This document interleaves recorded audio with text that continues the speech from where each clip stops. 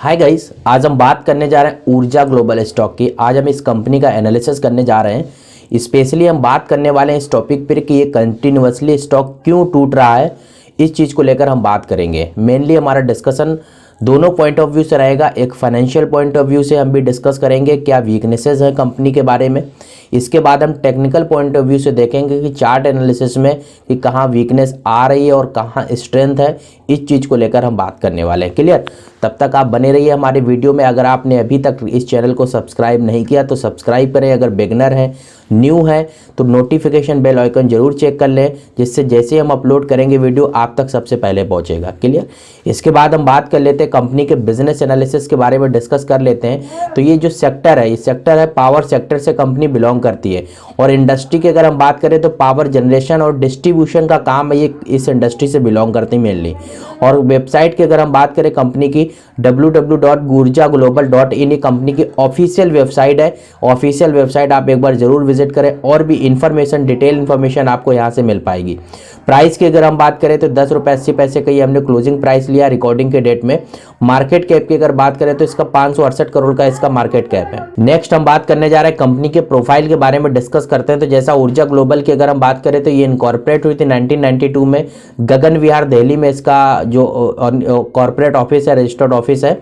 और company engage करती है पावर जनरेशन एंड बिजनेस में, ऑलरेडी मैंने आपको बताया। इसके बाद और बात करें कंपनी की एंगेज करती है design, consultancy, integration, supply, installation वगैरह कंपनी प्रोवाइड करती है। मेंटेनेंस कंपनी प्रोवाइड करती है। क्लियर? सोलर पावर प्लांट्स है कंपनी के, तो ये मेनली बिजनेस करती है इन सेगमेंट्स में। इसके बाद अगर हम बात करें प्रोडक्ट्स एंड सर्विसेज की, जो प्रोडक्ट्स कंपनी डिज़ाइन करती है, जैसे बैटरीज कंपनी बनाती है, सोलर इन्वर्टर कंपनी बना रही है। इसके बाद एलईडी लाइट्स कंपनी बनाती है, पीवी मॉड्यूल्स मतलब पैनल्स बनाती है कंपनी, सोलर पैनल जिसे हम बोलते हैं। इसके अलावा वाटर हीटर कंपनी बना रही है, सोलर लैटर्न कंपनी बना रही है, होम लाइटिंग कंपनी बना रही है, और सोलर चार्ज मतलब जो चार्जर होता है सोलर से चार्ज होने वाला, वो चार्जर कंपनी बना रही है। स्क्रीन पे आप देख सकते हैं इन सारे प्रोडक्ट्स की इमेज जो मैंने स्क्रीन पे ली हुई है, बैटरीज की, है ना। इसके बाद में अगर सोलर पैनल की अगर हम बात करें, इसके वाटर हीटर की, चार्जर की, है ना, और पैनल पीवी मॉड्यूल्स की अगर बात करें तो ये स्क्रीन पे आप इमेजेस देख सकते हैं। ये कंपनी के प्रोडक्ट्स है। इन कंपनी प्रोडक्ट्स को लेकर काम कर रही है अल्टीमेटली। इसके बाद अगर हम बात करें फाइनेंशियल एनालिसिस की ओर हम बढ़ते हैं। तो फाइनेंशियल एनालिसिस करने से पहले मैं चाहूँगा इस वीडियो को लाइक करें और चैनल को सब्सक्राइब करें। एक इंपॉर्टेंट टास्क आपको दे रहा हूँ मैं। ये मैंने टॉप 4 कंपनी स्क्रीन पे ली हुई हैं और सेम इंडस्ट्री की है। और मार्केट कैप की बात करें तो अराउंड ऊर्जा ग्लोबल के आसपास का मार्केट कैप हमने लिया हुआ है। स्टॉक प्राइस आप देख सकते हैं स्क्रीन पे। जैसे पहले स्टॉक की अगर बात करें, इंडिया पावर कॉर्पोरेशन 1377 करोड़ का मार्केट कैप है और लास्ट प्राइस इसका जो है ट्रेडेड वो 13 रुपये का स्टॉक है। ओरिएंट ग्रीन पावर कंपनी 908 रुपये का मार्केट कैप है और 10 रुपये 45 पैसे का ये स्टॉक है। आइनॉक्स विंड एनर्जी की बात करें तो ये 956 रुपये का मार्केट कैप है, लेकिन इसका स्टॉक का जो प्राइस है वो 855 रुपये है। गुजरात इंडस्ट्रीज पावर लिमिटेड की बात करें तो 1297 रुपये का इसका मार्केट कैप है, लेकिन ये 83 रुपये का स्टॉक्स है। अगर इन कंपनीज में से किसी कंपनी पे आप एनालिसिस चाहते हैं तो कमेंट सेक्शन में उस कंपनी का नाम लिखिए। हमारी टीम कंप्लीट एनालिसिस उस कंपनी के लिए जरूर बनाएगी। क्लियर? इसके बाद आगे बढ़ते हैं। कंपनी के क्वार्टरली रिजल्ट्स की अगर हम बात कर ले, कंपनी का परफॉर्मेंस कैसा है, इस चीज को लेकर हम बात करेंगे। कंपनी की अर्निंग्स कैसी हैं, इस चीज को लेकर हम बात करने वाले हैं। तो जो फिगर्स हमने लिए हुए वो करोड़ में फिगर्स है सारे स्क्रीन पे। सितंबर, लास्ट सितंबर क्वार्टर से लेकर अभी सितंबर क्वार्टर तक स्क्रीन पे आपको रिजल्ट शो किए जाएंगे। पहले टर्म सेल्स की बात करें तो लास्ट सितंबर क्वार्टर में 11 करोड़ की सेल्स थी। दिसंबर में 24 करोड़ 95 लाख की, लगभग 25 करोड़ की है। मार्च में 40.82 करोड़ की है। जून में 10 करोड़ की। और अभी इस सितंबर क्वार्टर, रीसेंट क्वार्टर जो अभी गया है, इसमें 9.37 मतलब लगभग 9.5 करोड़ के आसपास का कंपनी का क्या रेवेन्यू है, ये सेल्स है। तो सेल्स में आप देख रहे हैं पिछले कई क्वार्टर्स के कंपैरिजन में गिरावट आई है, ये सेल्स में। इसके बाद एक्सपेंसेस की अगर हम बात करें तो एक्सपेंसेस जैसे जैसे सेल्स में गिरावट है वैसे वैसे एक्सपेंसेस भी गिरावट आई है अकॉर्डिंग टू सेल्स। इसके बाद अगर बात करें ऑपरेटिंग प्रॉफिट जो निकला है तो लास्ट सितंबर क्वार्टर में 41 लाख का प्रॉफिट निकला था, लेकिन अभी ऑपरेटिंग प्रॉफिट की बात करें तो इस क्वार्टर सितंबर क्वार्टर में 97.97 करोड़ मतलब 97 लाख का कंपनी का प्रॉफिट है। ओपीएम की बात करें तो ओपीएम जो कंपनी का वो इंक्रीज हुआ है। ऑपरेटिंग प्रॉफिट मार्जिन लास्ट सितंबर क्वार्टर में 3% का लगभग ओपीएम था, दिसंबर क्वार्टर में 2.32% का, 0.83 का मार्च क्वार्टर में, जून में 1.3% का, वही अभी 10% का ओपीएम। तो ओपीएम में कंपनी की उछाल आई ऑपरेटिंग प्रॉफिट मार्जिन में। क्लियर, वो 10% का कंपनी ने इस क्वार्टर में ओपीएम जनरेट किया है। इंटरेस्ट की अगर हम बात करें तो इंटरेस्ट जो है वो कंपनी पे कर रही है। लास्ट सितंबर क्वार्टर में 25 लाख का इंटरेस्ट आसपास पे किया गया। Net profit margin other income को मिला के कंपनी सितंबर क्वार्टर में 1 करोड़ की, और यही लास्ट सितंबर क्वार्टर में 0.22 थी, मतलब 22 लाख रुपए का कंपनी का नेट प्रॉफिट था। क्लियर, तो हमने क्वार्टरली रिजल्ट्स, क्वार्टरली एनालिसिस कर लिया। आगे बढ़ते हैं, कंपनी के शेयर होल्डिंग पैटर्न को लेकर हम बात कर लेते हैं। तो क्वार्टर ऑन क्वार्टर हमने शेयर होल्डिंग पैटर्न ली है। तो प्रोमोटर्स की अगर हम बात करें तो 31.97% की अभी भी प्रोमोटर्स की होल्डिंग रही है लास्ट सितंबर क्वार्टर में, लेकिन अभी प्रोमोटर्स की कुछ परसेंट होल्डिंग घटी है। इस सितंबर क्वार्टर में 30.45% है, और यही पब्लिक की बढ़ी है। 68.03% लास्ट सितंबर क्वार्टर में थी, और वही अभी 69.55% की शेयर होल्डिंग्स पैटर्न है। शेयर होल्डर्स अपनी पब्लिक जो होल्ड कर रही है। इसके बाद अगर हम बात करें कंपनी के रिटर्न रेशियो की, अगर हम बात करें तो रिटर्न रेशियो हमने लिए लास्ट 5 ईयर के। तो रिटर्न ऑन इक्विटी की बात करें तो 0.46% की लास्ट मार्च एंडेड क्वार्टर की रही है, और इससे पहले मार्च 2021 की 1% की थी। तो आप देख रहे हैं कोई खास चेंजेस रिटर्न ऑन इक्विटी में नहीं है। रिटर्न ऑन इक्विटी का 0.46% है, और रिटर्न ऑन कैपिटल की अगर बात करें तो वो भी 1% के around return on capital employed है। रिटर्न ऑन एसेट्स की कंपनी खास परफॉर्मेंस नहीं कर पा रही है, 0.14% का रिटर्न ऑन एसेट्स है कंपनी का। तो कोई इतना एक्स्ट्रा ऑर्डिनरी काम नहीं कर पा रही है, एसेट से अपने बेनिफिट्स नहीं निकाल पा रही, जैसा कि आप स्क्रीन पर देख रहे हैं फाइनेंशियल स्टेटमेंट में। इसके बाद हम बात करें जैसे सॉल्वेंसी रेशियो की, तो सॉल्वेंसी रेशियो में इंपॉर्टेंट टर्म आता है टोटल डेब्ट टू इक्विटी रेशियो। तो टोटल डेब्ट टू इक्विटी रेशियो जो कंपनी का 0.03% है। तो ये कंपनी का जो डेब्ट पोर्शन है इक्विटी के प्रति, तो वो डेब्ट पोर्शन ठीक है 0.03% है, मतलब कंपनी का डेब्ट नहीं है या ना के बराबर है।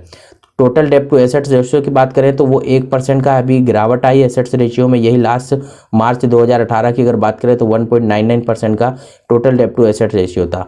और इसके बाद टोटल डेब्ट की बात करें तो 6 करोड़ का टोटल डेब्ट है मार्च एंडेड क्वार्टर के, और एसेट्स की बात करें तो 565 करोड़ के कंपनी के पास एसेट्स। तो एसेट्स कंपनी के पास अच्छी हैं और डेब्ट कंपनी के पास ना के बराबर, तो ये कंपनी के लिए अच्छी चीज़ है। लेकिन प्रॉब्लम कहाँ है, फिर भी स्टॉक कंटिन्यूसली क्यों टूट रहा है, इसके पीछे का रीज़न क्या है, आगे हम और डिस्कस करने वाले हैं। तब तक आप बने रहिए वीडियो में। इंटरेस्ट कवरेज रेशियो की बात करें, क्योंकि इंटरेस्ट कंपनी ज़्यादा ले नहीं रही है, इसलिए इंटरेस्ट कवरेज रेशियो भी अच्छा है। 2.34% का कंपनी मार्च एंडेड क्वार्टर का होल्ड कर रही है, नॉट बैड।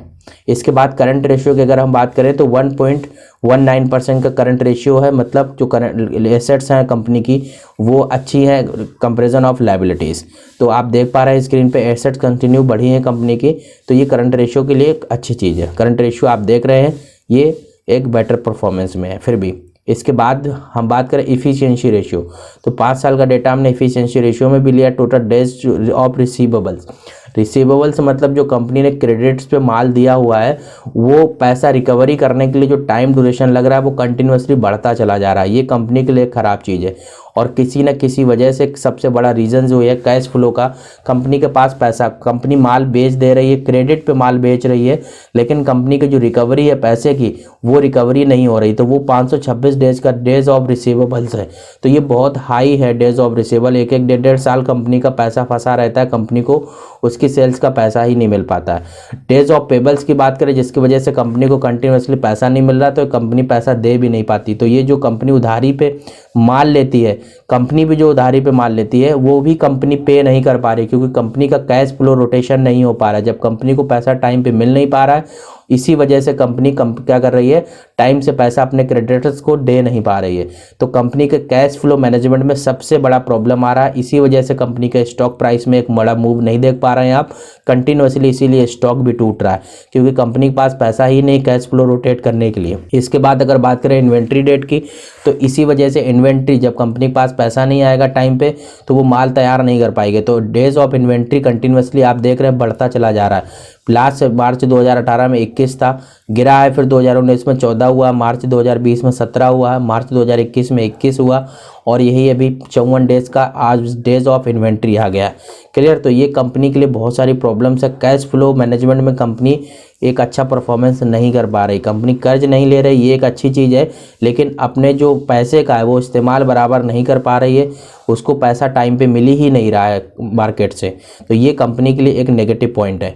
जो वर्किंग कैपिटल साइकिल है वो भी आप देख रहे हैं, जो वो भी बढ़ गया। लास्ट 3869 दिन का वर्किंग कैपिटल दिखा रहा, 459 मार्च 2021 का दिखा रहा। जो वर्किंग कैपिटल साइकिल मतलब अपने जो कैपिटल है वर्किंग कैपिटल का, जैसे इन्वेंट्री से लेकर जो कच्चे माल से लेकर जो तैयार करती है, इन्वेंट्री से सेल्स में कन्वर्ट करती है, रेवेन्यू में कन्वर्ट करने तक का प्रोडक्ट जो फिनिश प्रोडक्ट कंपनी तैयार करती है, उस तक जो वर्किंग कैपिटल डेज है वो बहुत बढ़ता चला जा रहा है। कंपनी माल ही नहीं तैयार कर पा रही प्रॉपर तरीके से, क्योंकि कैश फ्लो का शॉर्टेज है। क्लियर? तो ये सारी चीज़ों को लेकर आप देख पा रहे हैं स्क्रीन पे, तो इन सारी चीज़ों को लेकर आप स्क्रीन पे देख पा रहे हैं, ये कंपनी के मेन प्रॉब्लम्स है। कैश फ्लो का कंपनी के पास मेन प्रॉब्लम है। बाकी कंपनी क्वालिटी ठीक है, अच्छी है। आने वाले समय में फ्यूचर में क्या होगा इस स्टॉक का, बढ़ेगा घटेगा, आगे हम टेक्निकल एनालिसिस जब करेंगे उसमें डिस्कस कर लेते हैं। क्लियर? तो आगे हम डिस्कस करने वाले हैं टेक्निकल एनालिसिस। अब हम चार्ट्स पे बात करेंगे, तो ये चार्ट्स हमने वीकली चार्ट्स लिया है स्क्रीन पे। क्लियर? तो इसके बाद बात करें इस रेंज की, अगर हम बात करें तो ये 11 जनवरी 2021 से लेकर 22 नवंबर 2021 तक, ये जो 7-8 महीने का ड्यूरेशन है, ये स्टॉक कंटिन्यूसली साइडवेज रहा है। 4 रुपये से लेकर 8 रुपये के बीच में स्टॉक कंटिन्यूसली मूव किया है। क्लियर? इसके बाद में इस स्टॉक ने एक रैली दिया, और रैली देने के बाद में इसने हाई मारा 33.40 रुपये का 10 जनवरी 2022 को। तो ये इस कंपनी का स्टॉक का हाई है 33.40 रुपये का, और इसके बाद से कंटिन्यूसली ये स्टॉक टूट गया, वहाँ से बिल्कुल स्टैंड पोजीशन में गिर गया है मार्केट। और वो बिकॉज ऑफ न्यूज़ की वजह से ये स्टॉक कम बढ़ा था, क्योंकि आप फाइनेंशियली ऑलरेडी आपने देखा वीक है काफ़ी चीज़ों को लेकर। कुछ चीज़ें बीच में सुधार हुई हैं, उसकी वजह से थोड़ा सा स्टॉक में बूम आया, लेकिन सडनली इन्वेस्टर्स को पता चला कि यार कंपनी में कोई खास रिस्पॉन्स नहीं आ रहा है, कंपनी इतना अच्छा परफॉर्मेंस नहीं कर पा रही है, तो ये अपने स्टॉक प्राइस को 33.40 रुपये अपने हाई को ये सस्टेन नहीं कर पाया। क्लियर? इसके बाद से कंटिन्यूसली स्टॉक डाउन आ गया। अब आप देख रहे हैं ये स्टॉक कंटिन्यूस डाउन है, और अभी अगर देखा जाए 10-11 रुपये 12 रुपये के आसपास ये स्टॉक साइडवेज हो गया है। अब अगर यहाँ से आपको एंट्री करनी है, क्योंकि कंटिन्यूसली अभी डाउन ट्रेंड चल रहा है, मुझे लगता है कि अभी एंट्री यहाँ से नहीं बनती है। अभी स्टॉक और ये नीचे टूटेगा, और ये 8 रुपये के आसपास का स्टॉक आ सकता है। अगर रियल में आपको बाय करना है तो 8 रुपये के आसपास का आप बाय कीजिए, और 5 रुपये के आसपास का आप स्टॉप लॉस लगा के यहाँ से आप देन बाय कर सकते हैं।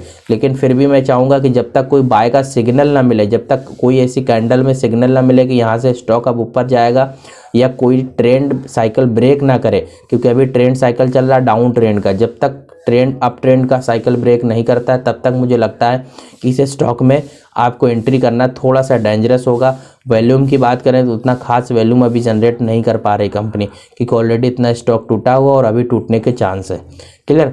तो ऑलरेडी मैंने डिस्कस कर लिया है। थैंक यू सो मच, मिलते हैं नेक्स्ट वीडियो में बहुत जल्द। और कंपनी का जो भी आप कंपनी का एनालिसिस चाहते हैं कमेंट सेक्शन में कमेंट कीजिए, हमारी टीम उस कंपनी का कंप्लीट एनालिसिस आप तक जरूर पहुंचाएगी। थैंक यू सो मच, मिलते हैं नेक्स्ट वीडियो में बहुत जल्द।